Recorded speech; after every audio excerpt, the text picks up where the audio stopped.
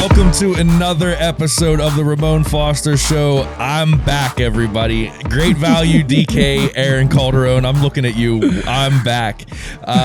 I'm with Ramon Foster, my main man. Ramon, it's a Friday. There's not a lot going on in the NFL, not a ton to talk about. Steelers made some roster moves yesterday, but nothing like earth-shattering. I like them bringing back Jameer Jones. I liked him last year, but nothing really big. So, you wanted to talk about the AFC North today, so I'm just I'll wind Ramon up, let him go.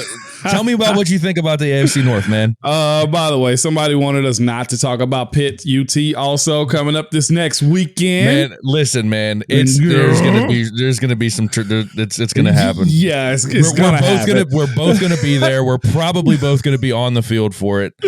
There's gonna be some trash talk this coming week. Yes, it is, man. So I'm gonna stay calm and we'll just let the college thing do its thing. But again, before we get into the North, last weekend we had without football. We are here for football for the rest of the year. So let's go, Eddie. I'm pumped, man. I'm pumped. And what a more appropriate time than talk about the AFC North. Mm-hmm.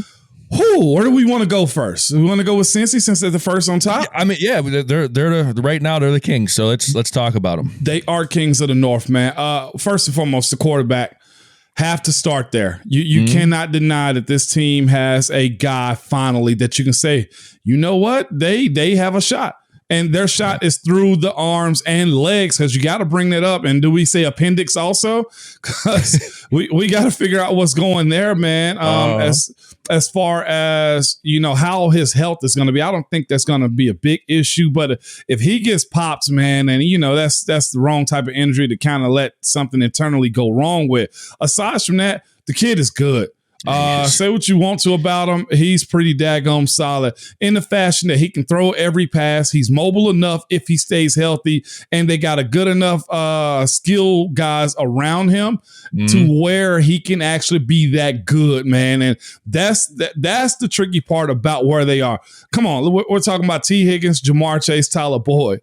Okay, like that. That is a pretty good group. And on top of course, having Hayden Hurst, who's, more of a blocking type, but he's a pass catcher also, man. I look at them and I say to myself, this group can still be good. Am I saying they're going to win the North? No, it's still kind of hard to say that, Eddie, considering, look, right now, Cincinnati, they have a first place schedule, meaning they got to play the number one group out of each division in the AFC. With that being said, they're not sneaking up on people anymore.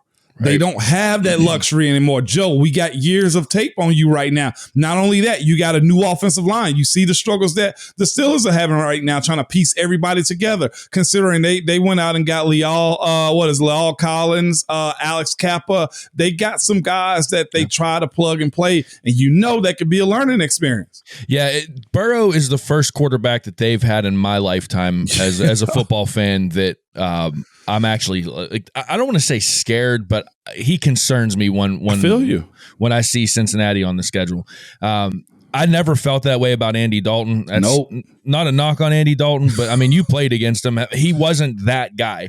Joe Burrow looks like he's that guy. And like you said, you add in the three receivers that they've got, Higgins, Boyd, and Jamar Chase. That's, Joe Mixon, at running back. That's a very formidable offense. And it's kind of like, it's almost like and maybe I'm getting ahead of myself here, but I feel like the Steelers are could potentially be a year or two behind what the Bengals are as far on offense. Struggles on the O-line. Yeah. All kinds of talent at receiver. Yeah. Really solid tight end. Yeah. Good running back. Top tier running back. Mm-hmm. And I think that, moving forward, Pickett is kind of like I think he does remind me a lot of Joe Burrow. Yeah. The way he carries himself, the way he moves in the pocket, how accurate he is. I think there are some similarities there, but you're right about Cincy, man. Like they're, aside from that O-line, man, they're legit. Solid. Yeah, defensively too. They've been holding their own. Yeah, they're going to be around for a while. Yeah, for sure. no doubt about it. Again, Sam Hubbard, Trey Hendrickson, those dudes are pretty good. Joe Topu, DJ Reader, BJ Hill. Like, you start naming off guys. They got safeties. They got our nickel, Mike Hilton. Like, they're legit. But again, you better play it out because you just never know how the North is going to go. Heck, I just saw the Titans a couple of days ago lose their Pro Bowl rusher and Harold Landry. Like, you got to escape the injury bug too, man. So this isn't their division, I guess, to win or to just give it to them. That won't be the case. And I guess it's fitting that we go to Cleveland too, Eddie. Stay in Ohio. We may as well, man. And of course, sorry. Mistake on the lake. Mistake on the lake, man. With that being said, though, Eddie, solid group that they have. Despite them not being able to get out of their own position, you got to start first and foremost with Myles Garrett. I think when you mention Cleveland Browns, since you don't have Deshaun Watson for a few weeks, you got to go say, okay, we got to find ways to stop Myles Garrett. He's a guy, man, that's got to co-part with him in Jadeveon Clowney. I've also always thought that the world of Chase Winovich from New England. I think he can be pretty solid, man. Thomas Jefferson boy, local guy. That's what exactly, man. And they got the secondary too. Greedy Williams finally coming along. You got Denzel Ward on that group too. Greg Newsome. Like, that is a very solid outfit. And on the other side of the ball, you got a run game. That's pretty legit, man. Even maybe though the best 1-2 punch in the NFL. Yeah, without a doubt. Yeah. In the NFL, man, and I don't deny that they're good. They're gonna have to fight it out, but they're 11 games minus the highest paid guy in the NFL as far as guaranteed money goes. So I don't know if it's gonna be Josh Dobbs or Jacoby Brissett. I see they end up getting Kellen Mond on their roster not too long ago. Aside from that, I go with Joshua Dobbs, but that's my Tennessee brethren. I would too because of how he's played in preseason. He's been actually good in preseason. He's been active. Yeah, he's very mobile. He runs around and he makes things happen with his. He's not just one of those guys that can shuffle in the pocket. Right. He's one of those guys that makes something happen with his feet when he gets moving. He's looked good.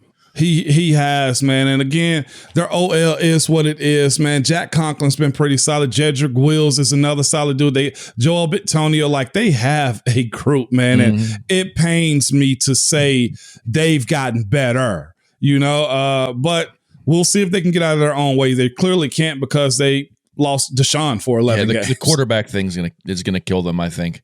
And then there's the Ravens, who kind of I would say outside of the Steelers are the constant. They're never always terrible. They're always going to be competitive. They're always solid. My big question with the Ravens though is, when are they going to pay Lamar? Are they going to pay Lamar? They got to. They absolutely have to, man. It is going to look real ugly if they get to that point and he said, nope, I'm shutting it down. Don't talk to me about a contract or anything else. And let's say he decides that, all right, you guys want to franchise. And by the time they get finished franchising him, he'll be damn near like $60 million a year or something like that. Something just stupid, to where it's just like, we can't afford him. So it's either pay him now or lose him later. Yeah. And they've got all kinds of depth at running back. We saw that last year with all the injuries, and they still just kept. It was like a running back would get injured, and then they would go in the create a player in Madden and just pop out a guy. It was just like, so they've got the depth. They always have a good defense. They're going to be tough too. Real quick then, so because we got to go to break. Rank the AFC North 1 through 4 this year. Where you think who's gonna finish where? I got Cincy. I got Cincy. Give me Pittsburgh. Give me Cleveland. Give me Baltimore. No, give me Baltimore. Give me Cleveland. How many wild cards out of the AFC North? Oh, freak. 1 or 2? 2? You think so? I actually agree with that. I got Pittsburgh on top. I think Mitch is going to ball out this year. Okay. That's why it's the North. It's always competitive. It's going to be, man. When we come back, we'll talk some more football.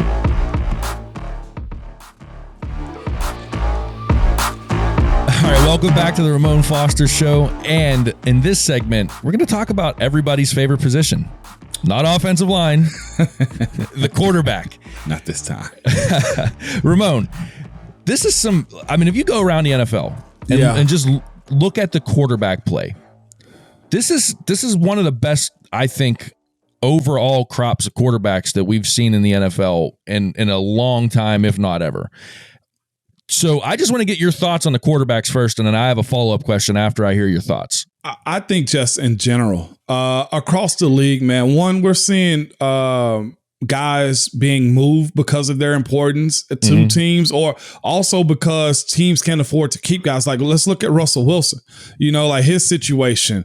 They couldn't, I ain't gonna say they couldn't afford him, but they chose not to. We saw another franchise quarterback, Matthew Stafford, get moved. I know Matt Ryan's past his heyday, but Matt Ryan got moved instead of retiring, man. Just all across the board, just the importance of that position, but it's also showing how good these guys are. You having guys, I won't say necessarily forcing teams into making contracts for them, but Kyler Murray's situation and how he went about that. Just watching the way what Lamar has going on. And, right after Lamar, Joe Burrow's into it. Deshaun Watson's situation. And not just their importance, because as I've always said, the quarterback's the most important position, but these guys are actually pretty good. From Patrick Mahomes to Tom Brady to Aaron Rodgers to Josh Allen, and even at the end of our last segment, you brought up the fact that, look, I could even see Kenny Pickett getting to the point to where we were, he's in the same boat as a Joe Burrow type. Like, as much as we've said the game is changing and the athletic quarterback is adding to that, like the overall play of these guys have been good, or has been good, man. And Baker Mayfield's another guy that changed cities, that was a franchise quarterback. Now, I know people feel a certain way about Baker, but he went to another team and simply won the starting position, man, just that quick, simply because his play was good. And yes, there are some trash quarterbacks in this league or right above the line, but just in general, though, Eddie, like, this is a good era of quarterbacking football right now. So do you think that it has more to do with just the natural growth and athleticism of athletes? Because we see it in every sport. Yeah. They're just they're taking it serious. You have two kids that play in sports now that even at a young age, they're taking it more serious. They're being more specialized. Do you think it's more that, or do you think it's more how the game has changed in the NFL to kind of lend itself to that passing game and the excitement of the aerial assault kind of offense? A little bit of both. All of that, I think, is included in it, man. Like, taking it serious, man, yes. I mean, 2 years from now, we'll be talking about one guy in particular if all goes well. And they're talking about him now coming out of high school, because I cover some high school sports. But Arch Manning. Listen at your response. Oh, my goodness. This kid throws a beautiful football, man. This is where we're projecting this guy to jump into this world of Patrick Mahomes, of Lamar Jacksons, of Kenny Pickett's, of those type of guys, because you say to yourself, like, they take it more serious. You come, and you're also coming from guys, backgrounds and families that understand the game a little bit more. Like, it'd be foolish for my kids to go play offensive line and not know a thing or two. You know what I'm saying? Right. And a lot of those guys that we know and love now have had kids that don't mind them playing football, that are teaching them the game, that are starting them earlier. My 10-year-old right now knows how to get down in the stands. Okay, like, that's just where we are. But we see this in other sports. How many juniors are in baseball right now that are not just actually playing, but excelling in those sports too? There's a lot of that. So football is naturally doing that. The way they watch it is more accessible. They specialize in it earlier, and the athlete has gotten better too. Yeah. I think it's just, as science and technology goes, so does the athlete. Yeah. And like you said, again, an underrated thing. You and I talk about this a lot. We always end up at this, but the film study, how they're getting their film now, how attainable it is for them to, if they do take football serious, if they want to sit down and watch an hour of film at home, all they got to do is pull their iPhone out. They don't have to hook up the VCR. They don't have to go through all these hoops. All they got to do is go on their iPhone, pull up the Huddle app, and they're watching film. And the way it's broken down now too. Oh my gosh. Ramon, for the high school team that I coach, on Friday night, I get them the film. So tonight we'll play. I'll get the film. I'll take the film. I'll upload it. Yep. We pay for a service. There's somebody at Huddle that ODKs it, all the down and distances, what hash mark. If we send them our playbook, they'll put all of the plays in our terminology, and these kids have it by Sunday. Mm-hmm. That's how easy it is today, Mon.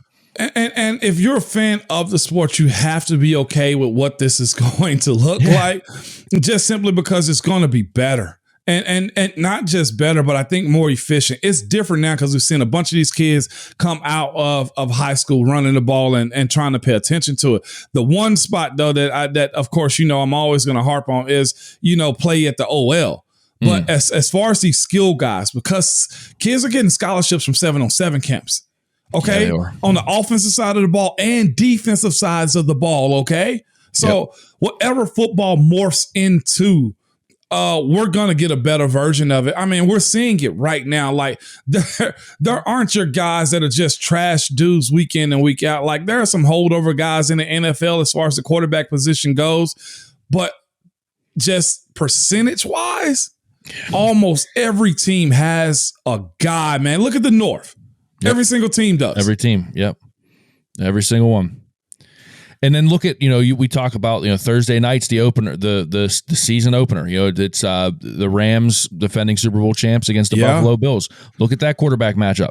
Matt Stafford versus Josh Allen. Yeah. You best believe I'm going to be sitting on my couch watching that game, man. That's going to be it's going to be wild, man. And of course, it's also, can the young guys knock off the older guys too? Yeah. Like, we're looking at that, like Tom Brady in Tampa right now. Like, what is that actually going to look like this year, considering they're saying Giselle is mad at him? So, we might actually see bad Brady this year. Oh, man. See, the only time if I look again, and I can only speak from my lifetime, I'm 32 years old. Yeah. The only time I remember, like, this quality of, like, depth at the quarterback position was like that late 90s, mid to late 90s when you had Troy Aikman, Steve Young, Brett Favre, tail end of Jim Kelly. And I know I'm forgetting guys right now, but there were some dudes, man. Like there's some John Elway. How do I forget John Elway? Oh, geez, oh man. But yeah, like you look around the NFL, it was like, man, there's some high level quarterback play going on. And then there was a drop off, and I feel like the running backs took over for a little while. The running backs took over, yep. And then now we're back at quarterbacks. We're back to this is the age of the quarterback, man. Look at even Ben's era. It was Ben, Brady, Peyton, Eli, Aaron, Breeze, yep, Rivers, 7. Yeah, about seven guys, and we may be missing somebody. Of course, they're going to correct us in the comments. Well, remember Joe Flacco's elite. Remember that? Do you remember that? You see that patch that's on your hat right now? If you want one of them, okay, keep mentioning that, all right? But about 7 guys. And on one side of the of ball, you got 7 just in one division. In one conference. Yeah. Yeah, you really do. It's tough out here, and everybody's looking for that guy too, which is the exciting aspect of what football is becoming. Yep. For sure, man. It's going to be a lot of fun to see all these guys and how they grow and what their careers look like. It's going to be a lot of fun. It is. It is. I'm looking forward to it. When we come back, it's everybody's favorite segment. Hey, Mon.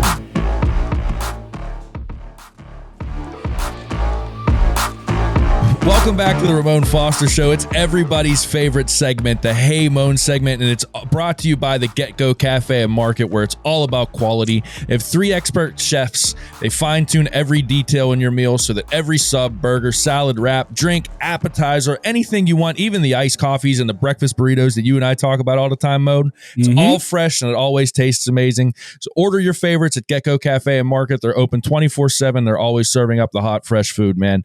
Mon. I want to talk. We just talked about quarterbacks, and I want to keep it going with the question today from the YouTube comments. Crone412 asks this question. It says, Hey, Mon, let's put how the fans feel about Mason Rudolph to the side for a second and just talk numbers. If Mason is indeed the number 3 on the final depth chart, do you think it's reasonable to pay $5 million for a third-string quarterback? With him getting 5, Mitch getting 5, pick it on a rookie deal. Is it okay to pay for 3 a lot? Is it that a lot to pay for 3 quarterbacks? Sorry, getting tongue-tied here. It's a long question.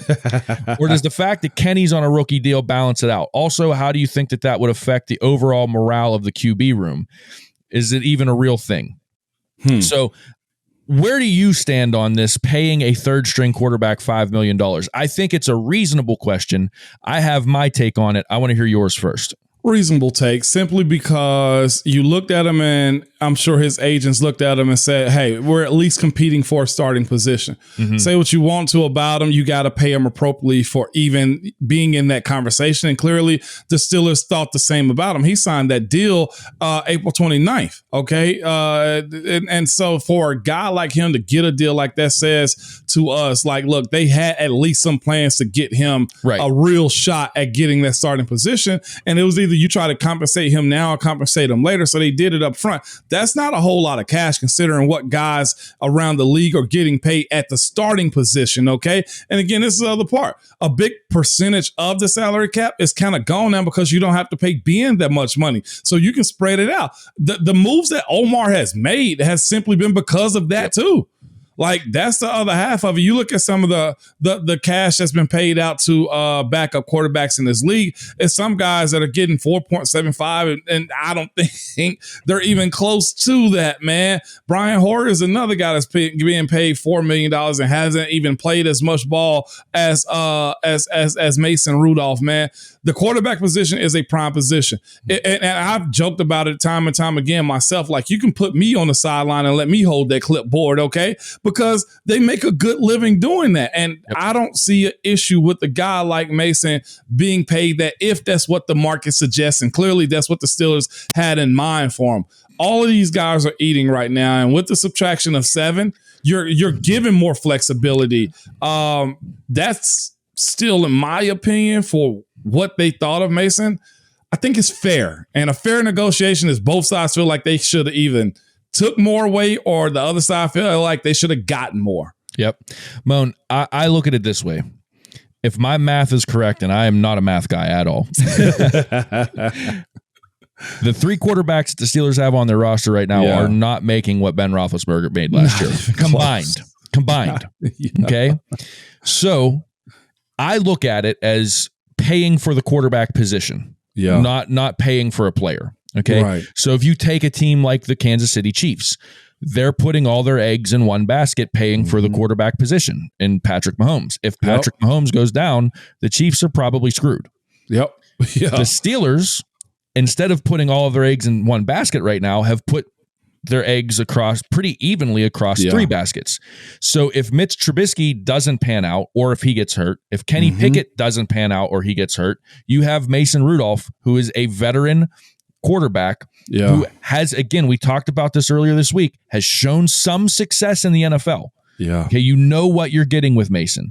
Yeah. And he's not going to tank your season if he's your quarterback. No. It's going to be a lot more difficult, but he's not going to tank the season. No. So I am completely fine with them paying a third-string quarterback $5 million a year because of the security that it affords your football team, especially when you don't have to pay a guy like Ben or Mahomes or Allen, one of the big names that we were talking about in the last segment.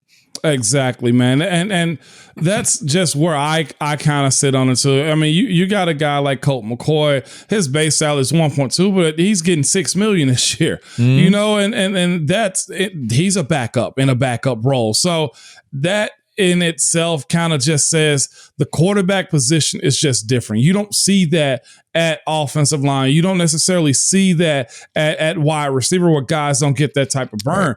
Just and like I said, look at that position as it is. You can't really judge. Honestly, you can't judge what the quarterbacks are getting, even at the backup position. That's still a value because, like you said, if they got to come in for a spell, you expect them, a guy like Mason, who's getting a little bit more than others, to actually hold his own. And that's what you really want if he's in a backup role.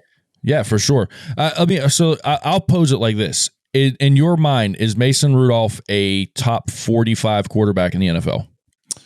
Top 45. Yeah. Heck, it's some starters right now that aren't even top 32, okay? Okay. So I'd say, he's top 45. Okay, and you have him as your third string, which would be he's at least top, 64? Above average. Yeah, yep, so way above average. Way above average for a third string guy. I'll take the $5 million every day for a guy if I know I'm going to have that security in the third string quarterback. Again, we're talking third third quarterback on the roster. Yeah. I'm completely fine with $5 million a year for a third stringer that affords that kind of security to your football That's team. where I'm at. Yeah. 100%. Well, that was a nice short Hey Mon segment, man. It was, man. Happy Friday, good people. Friday. Enjoy this holiday. We talked about this off air, Mon. Birthday shout out to RJ, your boy RJ. Yeah, man. Said he turns 14 today. He's getting the cinnamon buns. So happy birthday, RJ. I hope you enjoy the day, man. Thank you, Eddie, man. The kid is proud. He's growing up, man. I got a 14-year-old. I'm crazy, not getting old, am I, Eddie? No. Okay.